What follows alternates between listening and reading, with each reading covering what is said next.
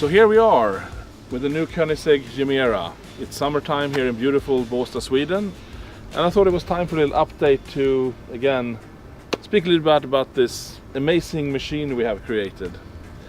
This was really a dream of mine, I guess since my childhood in a way.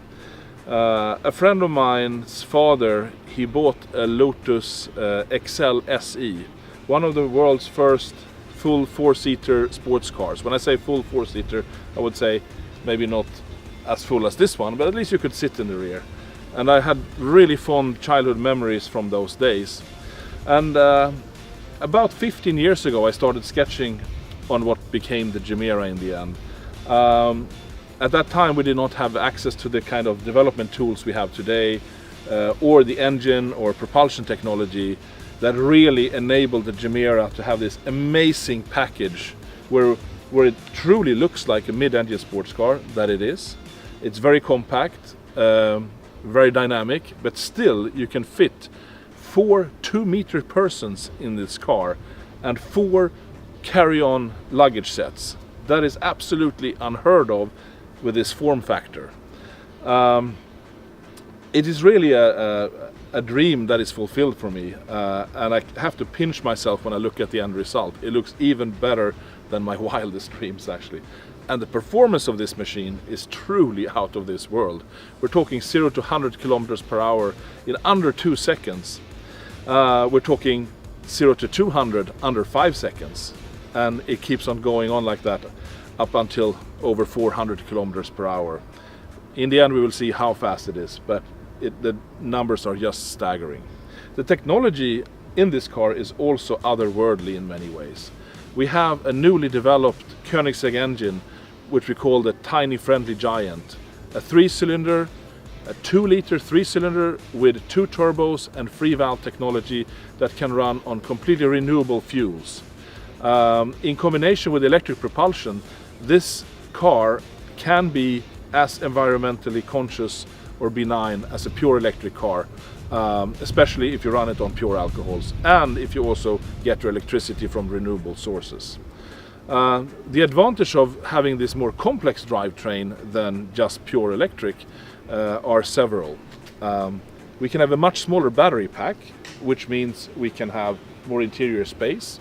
But the small battery pack means we save a lot of weight, because the TFG engine only weighs 70 kilos, and that is nothing compared to the size of battery pack that we save, even including things like exhaust system and fuel tank.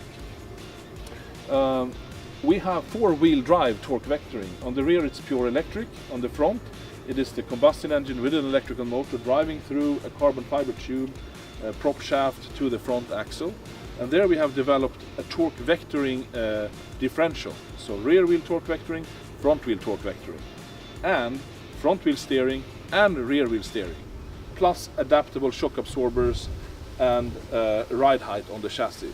So it has the most dynamic chassis of any car known to me until this date, which means you can set it up to be Autobahn locomotive, just straight as an arrow, super safe, relaxed at high speed, or it can be super agile around a racetrack. So it is really the idea to kind of eat the cake and keep the cake at the same time, avoiding compromise. So if you open up the hoods and the doors, I will show you this.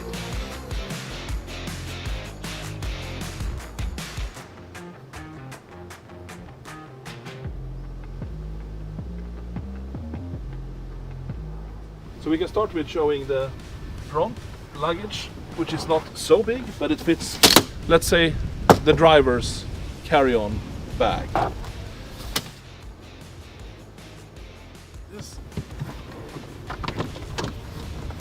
In the rear, we have another 3 bags. So first you take out the center bag, and you can take out the other 2. Again, for the form factor of car, a pure mid-engine sports car, and with that kind of incredible interior space, this luggage space is unheard of. Something we're really proud of. And of course it's enabled by the quite small combustion engine, but the powerful one, I mean, it's 600 horsepower and 600 Newton meters of torque. In total, the car has 1700 combined horsepower and over 2000 Newton meters of torque. And together with the curb weight of under 1900 kilos, that is just unbelievable. I will showcase how the interior works as well. You have 8 cup holders. On the production car, they will be a little bit bigger than on this first show car. We have 2 hot ones and 2 cold ones, both front and rear.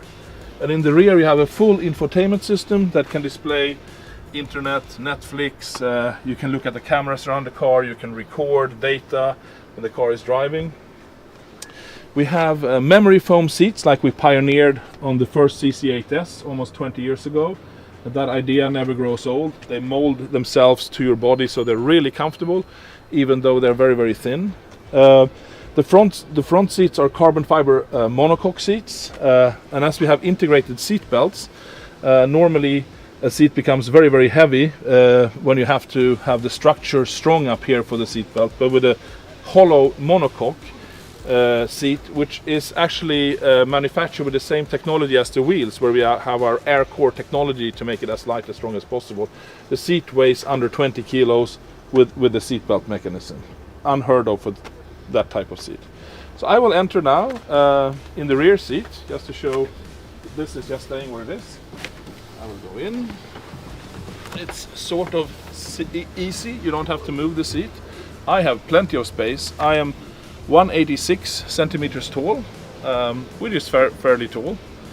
There are taller persons that we also showcase. You can be up to 2 meters and still sit fairly comfortably, which is unheard of for a 2+2, especially with this low roof height and compact sporty layout. So I will now exit.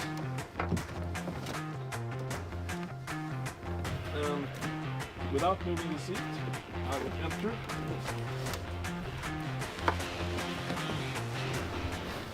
And now I have plenty of space. My legs are fully stretched out. Sit super comfortably, and it's an open, airy feel.